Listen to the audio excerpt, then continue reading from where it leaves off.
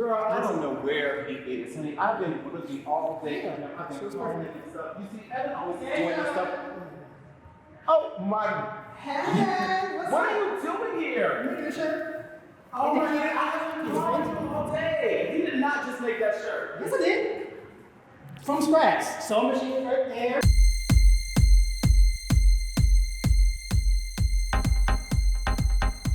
This is Shyamalan, the founder of the House of Art for the Art of Series, and this is the Art of Fashion with none other than Evan Kent. Oh my God, you did not make that fast. Sure did. Come on, Chuck. You know, just a little something for you. This man has been around me and supported us at the House of Art for the last probably 14 years. All the fashion shows we've done, all these different types of things. Yeah, so cute. So instead of using slow fringe, because I know all the girls love to use a fringe. Right. But people's always intimidated how to use it. So that's a little sparkle, chilling. I'm so glad we finally got to work together and talk and and all that kind of stuff. How's the new year been for you? You know, it's actually been very, very progressive and very positive because for a long time, I was really kind of going through this thing where I wasn't really sure I wanted to sew again. So being locked up in the house, quarantine, I kind of forced myself to, I'm tired of watching TV. I'm tired of reorganizing my closet. I'm tired. I think after I painted my room, I was like, okay, I have to figure out something. So I literally took all the clothes in my closet that I didn't wear anymore, and I said, let me just make a whole new wardrobe. And from there, my love of fashion finally came back. So. Well, I'm glad because I know you were discouraged for a while. But let's kind of rewind, what actually got you started in fashion and what, inspired you to get to where you are today pretty much? Well, I actually started sketching when I was about 7. So I just used to ask my mom for a Barbie doll, and she's like, "What are you playing for dolls?" But when I ever did it, I would just take a piece of fabric and just tie it around the doll and make clothes. So then, because my mom's an artist, so she kind of taught me the basics of sketching. So from there, I used to sketch. And when I went to high school, I went to a fashion magnet high school, so that's where I learned how to sew in about 12th grade. And then I've been doing it ever since. Went to FITM, graduated in 2009 with my degree in fashion design. At the House of Art, we really are into, mentoring young people and stuff. And I remember when you were much younger and, we had started working together. And again, like I said, we've done fashion shows, all those kinds of things or whatever. What was important to you while, going through that whole entire growth process? For me, it was very, very special to me because I was finally able to meet people that were similar to me and that were like me with the same background. Because for a long time, I really didn't have any gay friends. I really didn't have any black friends just growing up in a predominantly middle-class family, but I went to school with a lot of white people and other ethnicities, but I didn't really hang out with too much of my own race. So when I was finally able to meet people that were like my same complexion and were gay like me, it was just almost like a heaven sent. So I finally was able to connect with people better. Right, and how important do you feel like that sense of community is for other young artists? Oh, it's very important because when you think about it, when you're by yourself, you think you're alone and no one understands you. And even though I have my parents, I could never really talk to my parents about gay issues because, even though they're supportive now, it was a journey to get there. So I couldn't really talk to my parents as a kid, like, oh, hey, mom, I like guys, or hey, what can I do because I want to date a guy? I had to play like, oh, mom, I'm going on a date with a girl. So how should I dress for this date with this girl? Even though it was a whole boy, but so it's really kind of refreshing and very almost like soothing to be able to talk to someone who gets you. You know what I mean? Right. So why would you say that you would be an ideal person for a younger person to be mentored by? Yeah, I think by nature I'm a teacher. So though this is the easiest way to do an inset and the most time efficient. You want to lay your shirt front piece, whether you do it to the front or the back, it's the same thing.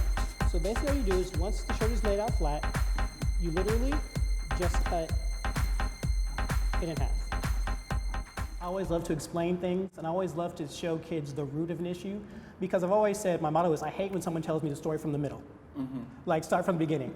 And I've always been very good with finding out what the root issues are of things, how to start from the beginning. And someone would tell me like, oh yeah, this happened. Well, what happened for you to get to there? Well, I don't know. Well, you might want to find it out because if you figure that out, then you'll solve your problem. So just me mentoring kids. Even now I work with the group home for young girls. Oh wow, and really? I do the same thing with them, just kind of teaching them how to guide them and mentor them and kind of get them on the right direction. Because they're ages between 12 to 18, just kind of going through life. They may have had some bumps in the road and trying to figure it out, but I just like to help people. So it's like, you've been to fashion school, you've been designing, you have a supportive family now at this point. Like, what was something that you would tell a young person, especially a young Black or brown queer person? What would be some advice that you would give that younger person if they wanted to actually pursue fashion, but didn't particularly have the resources to go to school? Or maybe they may not have a traditional family, so to speak. What kind of advice would you give them? I would say do not let anything or anyone or any circumstance stop you from doing your dream. So if you don't have support, because honestly for me it's a therapeutic and it's an outlet. So for me, I would say just do it. I mean, who cares what other people think? If they may call you gay or, oh, that's sissy, but then when you make something, you're like, ooh, make me something. Make me a shirt. Make me some pants. Then they want to ride on then they want to ride the coattails. Because for a long time when I started, when I was playing with dolls, my mom was like, why are you playing with dolls? To, okay, well, I think he has something here because he's making these clothes. Right. To, now I'm in fashion school, to making things for celebrities and styling and TV shows and, making things and for, customers all around the world. So you never don't want to pursue your gift because your gift is your gift and your talent is your talent. And that will always take you far. So it doesn't matter if anyone doesn't believe in you, as long as you believe in yourself, just do it. Evan, I really want to thank you for coming and talking to us. Really thank you for, again, supporting Carla and I over the years. Your story is really, really important. It's always kind of been our goal to support those that we see growth in and just basically create new mentors, right? Because everybody wants Sean Milan around, you know what I mean? But the point is I can't be everywhere.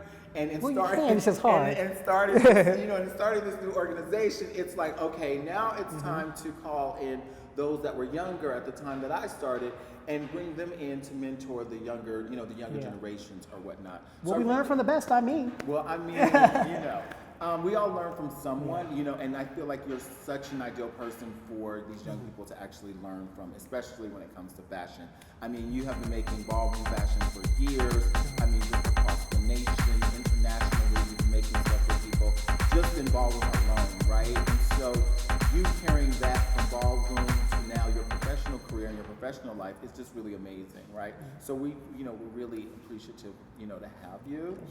And I'm grateful to be here and be a part of this organization too, because I've always loved to mentor and just help young kids, and anything that just deals with community and raising awareness and just helpful and just teaching, I'm all for it. Well, thank you so much, Evan. And there you have it, guys. Thank you guys so much for tuning in, and we'll see you next time. All right, see you later.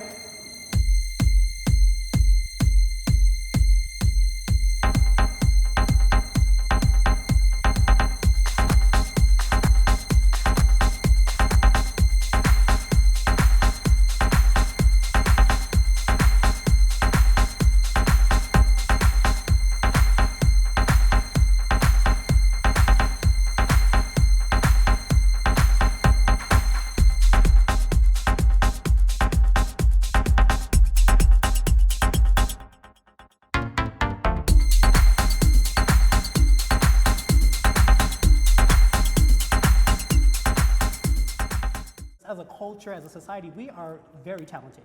And we built a lot of things, from the pyramids to, we built America, let's keep it real. You know what I mean? Our slaves and our forefathers, we built America. Right. So they think that, oh, it's just a phase, we're just gonna see what they do. But then when we come in and do it, do it well, it's like we're here to stay. Right. And So, they're seeing that once we just have to get to a point where we can prove ourselves.